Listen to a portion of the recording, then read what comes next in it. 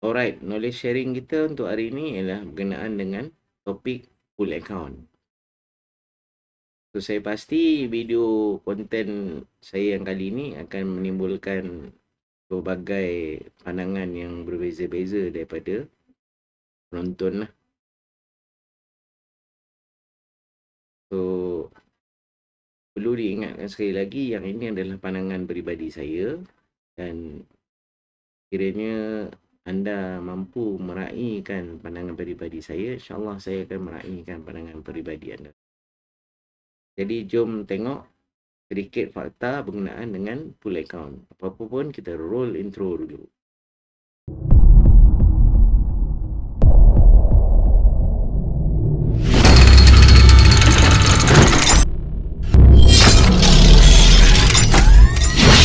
Okay, so apakah 5 fakta full account yang perlu kita tahu? Fakta 1. So full account ni bukanlah produk yang ditawarkan oleh broker. Bermaksud dia bukan produk lah. Kalau kita biasa di broker-broker, kita akan familiar dengan produk-produk seperti PAM, MEM, Copy Trade. Tapi full ni tiada kena-mengena dan ianya bukan produk yang ditawarkan oleh broker. Alright, fakta 2. Hanya strategi pemasaran individu ataupun sesuatu tim. So, jadi full account ni ianya adalah hanyalah satu strategi pemasaran yang telah dibuat oleh seseorang individu ataupun tim. Okey, fakta 3. So, bila dia dikendalikan oleh individu ataupun sesuatu tim, ianya boleh dimanipulasikan untuk tujuan penipuan. Ini bukan dongengan. Nanti saya akan share apa yang saya maksudkan dengan fakta 3 ni yang boleh dimanipulasikan untuk tujuan penipuan. Alright. Fakta 4. Ianya tiada persamaan langsung dengan PAM, MEM atau copy trade. Macam saya maksudkan tadi, fakta 4 ni dia tiada persamaan langsung.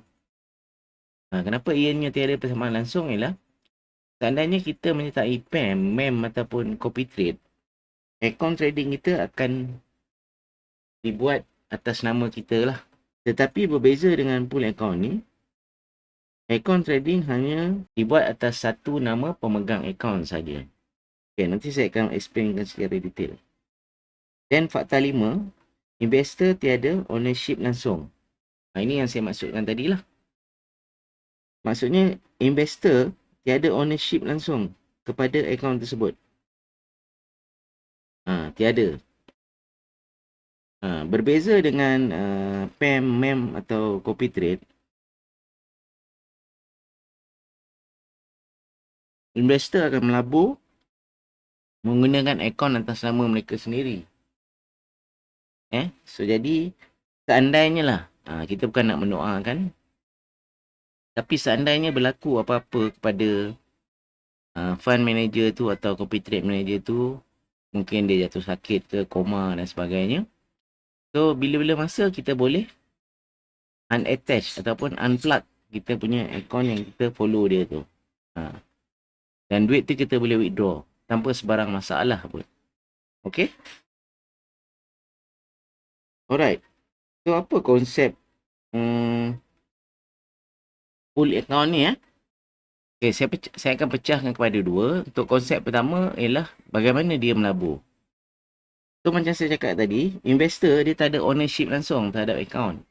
So, jadi account mungkin akan dibuat atas nama Encik Mimpi ni. So apa investor yang akan buat ialah investor akan bagi duit kepada Encik Mimpi untuk didagangkan. Mungkin admin Encik Mimpi lah.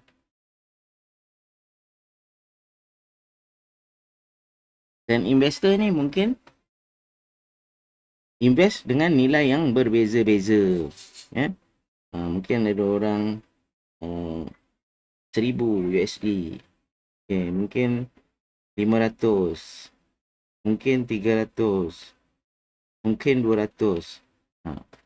So nanti semuanya akan diletakkan di atas nama akaun Encik Mimpi.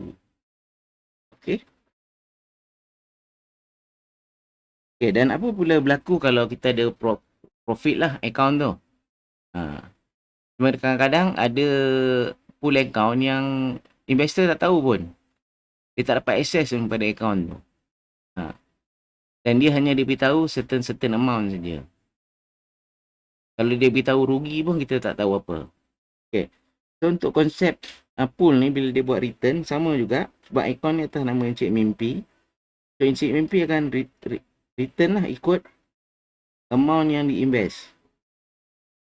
Percentage tadi kan. Kepada investor. Mungkin Encik Mimpi dia pasang admin lah untuk uruskan benda ni. Okay.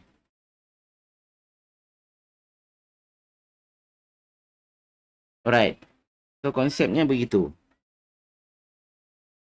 Okay, ini pengalaman yang pernah saya lalui dan ada yang saya hanya sekadar usah-usah lah orang yang menawarkan program ni. Dan pada awal pelibatan saya di dalam industri forex ni, saya pernah terlibat dalam pool account ni dan itulah yang pertama dan terakhir yang saya rasa untuk saya. Maklumlah waktu tu kita setahun jagung, tak tahu apa-apa. Okay, saya pernah berchatting dengan seseorang yang menawarkan pool account ni dan dia pernah menawarkan saya package lah. Macam saya sebut tadi, ada investor yang certain amount, so dia mungkin buat package macam ni lah. Package $100, $200, $300, $400. Dan bila saya tanya dia, adakah saya akan dapat akses ke akaun yang dilaburkan ni? So dia beritahu saya tidak. Tidak dapat. Nampak tak permainan dia kat situ? So dia kata hanya perlu tunggu result.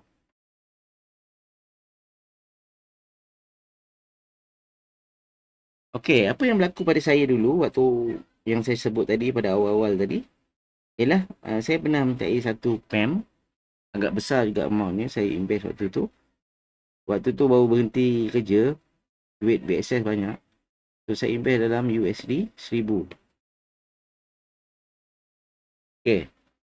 So 3 bulan pertama dia bagi profit sharing lah. Tak silap saya dapat dalam 9, 11, 13 kot. Tapi suddenly tiba-tiba masih bulan keempat, tiba-tiba dia kata akaun tu dah MC. So, saya pun tak boleh buat apa-apa lah sebab saya pun tak nampak akaun tu. Saya tidak dapat akses ke akaun tu. Alright? Ini yang saya katakan tadi boleh dimanipulasikan untuk tujuan penipuan. Alright. So ini pendapat saya. Terpulang sama ada anda setuju atau tidak dengan pendapat saya. Saya nak orang yang menonton video ni yang mungkin tengah melakukan perkara ni atau mungkin plan nak melakukannya ataupun mungkin dah melakukannya sebelum ni pun, mohon saya renung-renungkanlah situasi ni. Kadang-kadang kita marah bila orang kata forex ni haram. Tapi kita tak perasan aktiviti-aktiviti kita tu ada sesuatu yang boleh menjuruskan ke arah penipuan.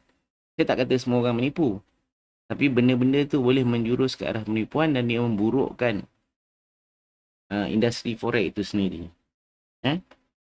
Mungkin ada yang kata kat saya lah, aku buat pool account ada agreement, investor boleh tengok account, genuine lah, telus lah sebagainya lah.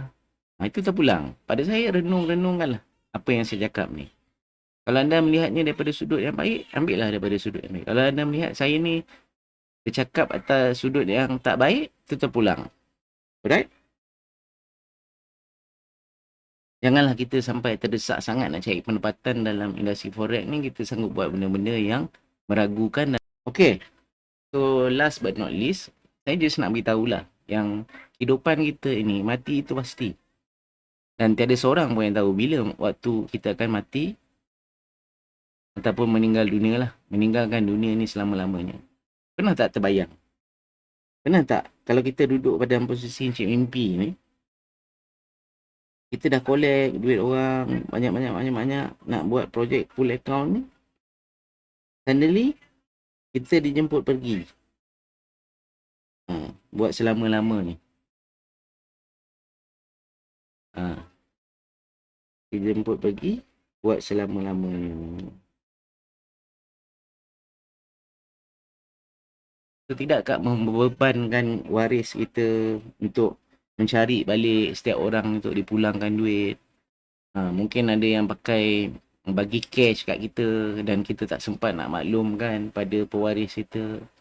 Tak ke benda tu menyusahkan waris kita dan kita sendiri? Membawa hutang orang sampai ke mati. Alright?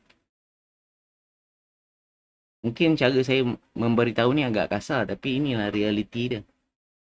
Alright, semoga dengan perkongsian saya ini anda dapat sedikit gambaran dan manfaat daripada apa yang telah anda lihat dan tonton. So, seperti yang saya katakan tadi, ini pendapat saya dan terpulang pada anda menilaikan pendapat saya ini dari sudut kacamata anda sendiri. Okay, so take care, jaga diri, jaga kesihatan, sila patuhi SOP, duduk diam-diam di rumah. Wabillahi taufiq wa hidayah. Wassalamualaikum warahmatullahi wabarakatuh.